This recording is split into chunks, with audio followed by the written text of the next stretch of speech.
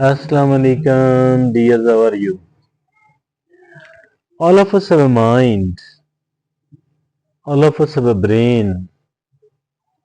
This mind and brain, it keeps working and it remains active all the time.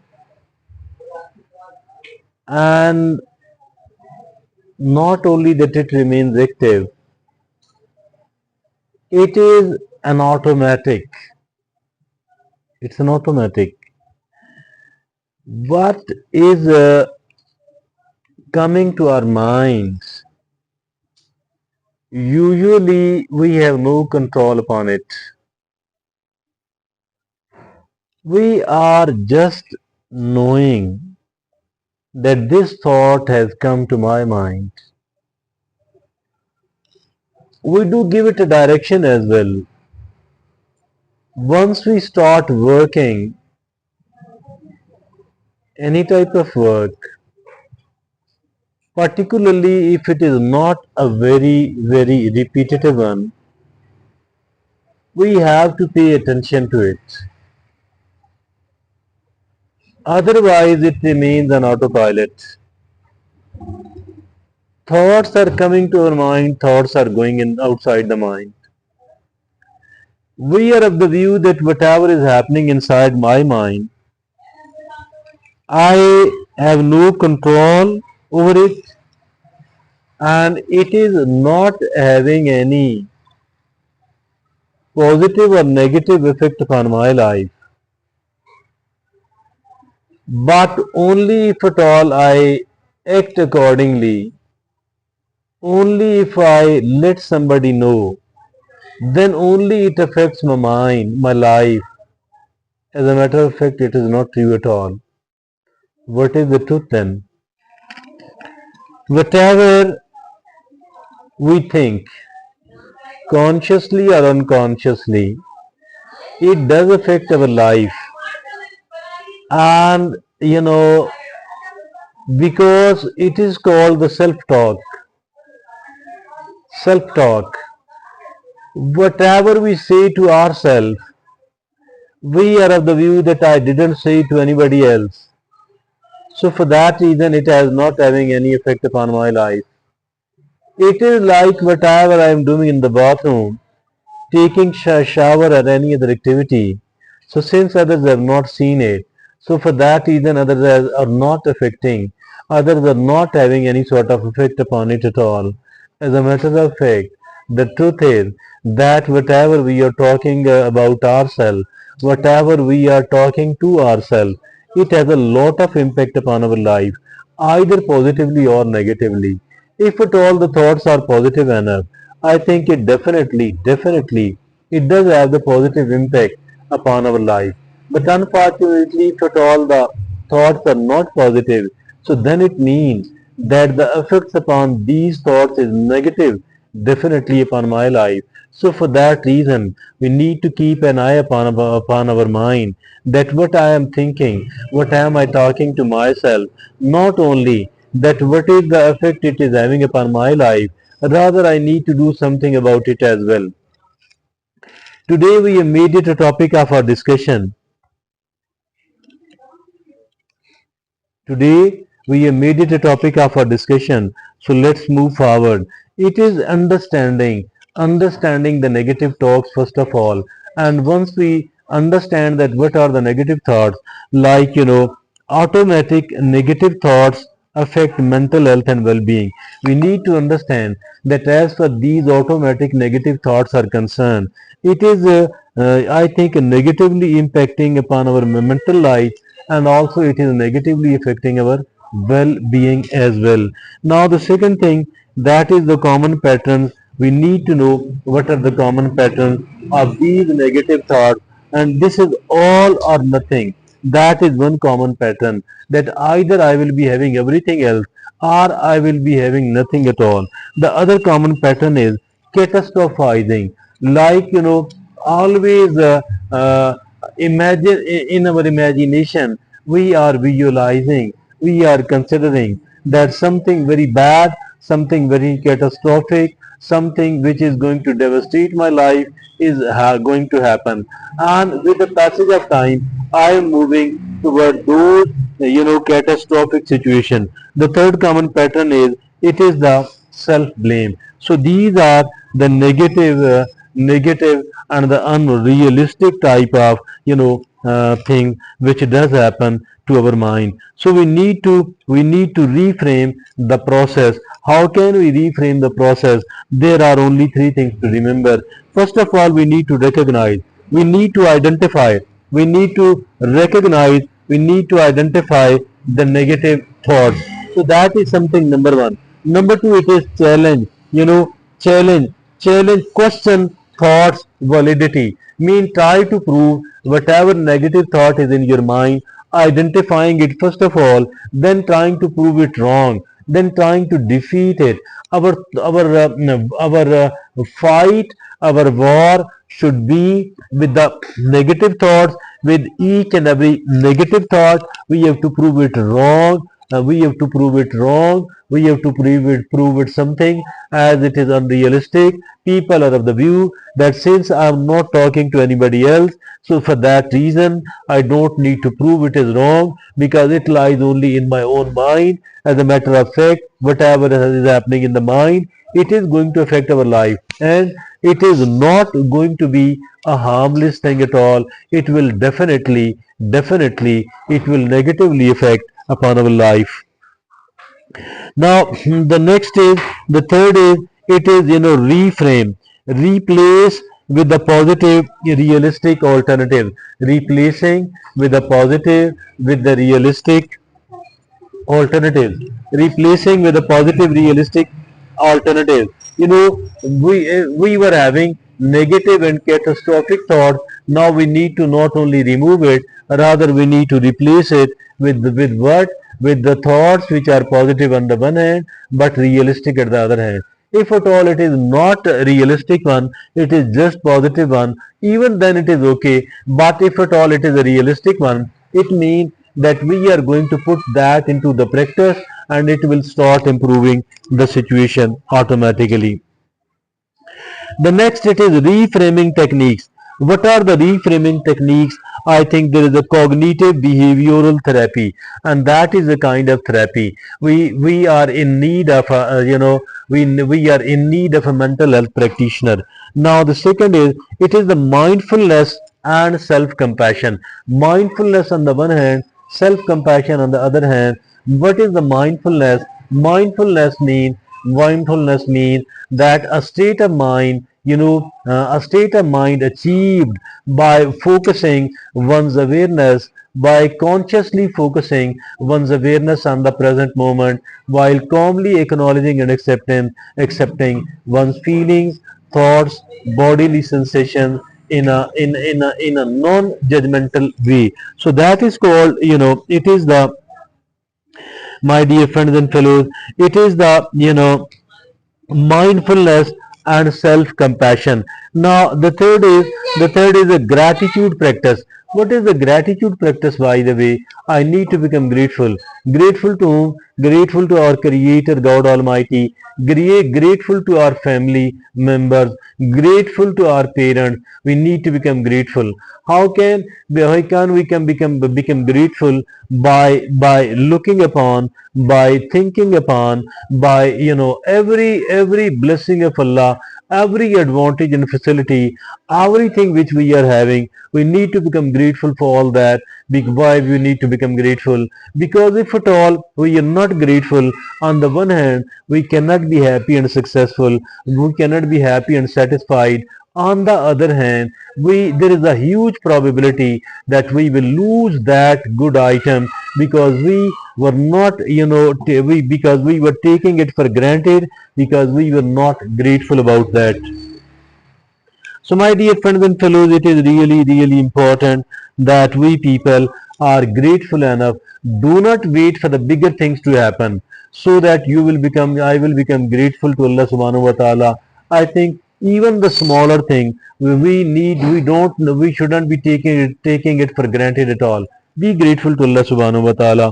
And then the next is, It is the positive affirmation. Positive affirmation. What are these positive affirmations? Affirmation, on the one hand, the positive affirmation, why whatever good words, whatever good sentences we read, we listen, we conceive, or we design by keeping in view the situation, I think all of that we need to become, we need to memorize it, we need to repeat it very frequently, and we need to repeat it with the enough emotional force. So that is how it become the positive affirmation. And believe me that the positive affirmations work like a medicine. Positive affirmations work like a medicine, and work like a medicine, it helps us a lot really. So the last and the fifth is, it is the visualization technique. What is this visualization technique? It is like, having something in the mind, visualizing it. They like, there is a video playing on the surface of my mind. And what type of video is that? Like, I am seeing achieving myself what I wanted to achieve. I am seeing myself as making progress, moving forward, improving as a person, and achieving what I wanted to achieve. So that is the visualization. These are the five things. CBT, cognitive behavioral therapy. Obviously, we need the help of a mental health practitioner. It is the mindfulness and self-compassion. We need to be kind at it toward ourselves, instead of harshly criticizing ourselves upon every failure, upon every setback, upon every hurdle or complication we are facing. It is very important that we should be practicing the self-compassion. We should try to act like we are our own coach. The way our coach, our mentor, our trainer, our teacher teaches us, does not discourages us, does not put us into any sort of depression at all. Rather, try to boost our morale. In the same manner, I think we have to treat ourselves, and we have to treat ourselves kind-heartedly. But more primarily, we have to treat ourselves the way our coach, our mentor, our teacher, and will be treating us. So now it is the excuse me, gratitude practice. Be grateful for every small thing, and it is then visualization, like running a video in the mind, like I'm achieving success, I'm moving forward, I'm developing, I'm making progress. Then there are certain practical strategies. What are these certain practical strategies? Number one, it is the daily affirmations and mirror work. Daily affirmation, choosing the positive words, the positive sentences, and conceiving it, designing it, which will encourage us, which will try to develop our character, which will make us a stronger person. I think then we need to repeat it many times in a single day. And not only that, we need to repeat it, we need to repeat it with enough emotional force, enthusiastically. Excuse me. The more enthusiastic we are, the more effective it will become. It will go right into our subconscious mind. Then, of course, it is the second is journaling and meditation. Meditating, because it is something very good for our mind at all. 20 minutes in the morning, another 20 minutes in the evening. Or if you can't do it at two times, do it for one time. Meditation and journaling. What is this journaling, by the way? Keep writing, not for someone else. Either to write as a diary, or keep writing it simply to express your thoughts, your feelings, and put it on the paper. Then also it is the celebrating small wins. Celebrate small wins. Don't um, you know don't ignore the small win. Appreciate yourself, appreciate yourself, appreciate yourself. Don't think that I have no right to celebrate unless and until I achieve the big success. No, no, no. Even the smaller improvements, the smaller developments, the small victories. Appreciate yourself, reward yourself, celebrate it in a addictive way, in a sensible manner. Then it is the maintaining progress. How can I maintain the progress? Maintaining the progress, very important. Consistency and patience. If at all somebody has started a good work, a good routine, but not able to maintain it, it is totally useless. It's not the quantity of work which are you doing which is important. It is the consistency which plays a bigger role, which does play a decisive role. Be very, very consistent. Consistency and patience.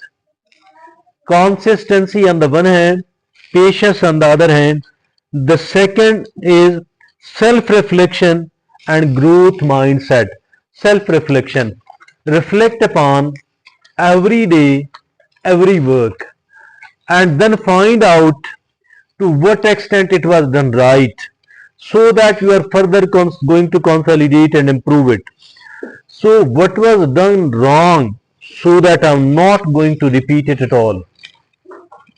It is the consistency and patience on the one hand, self-reflection and growth mindset.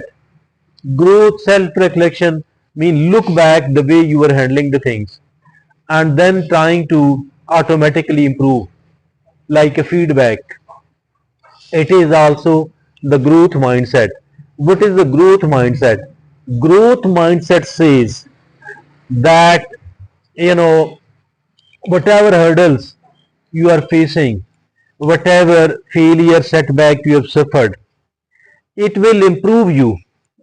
I have to take advantage out of that. That is not bad for me at all. Hurdles, troubles by the other people, it is not going to stop me at all. It is not going to make me a weaker person.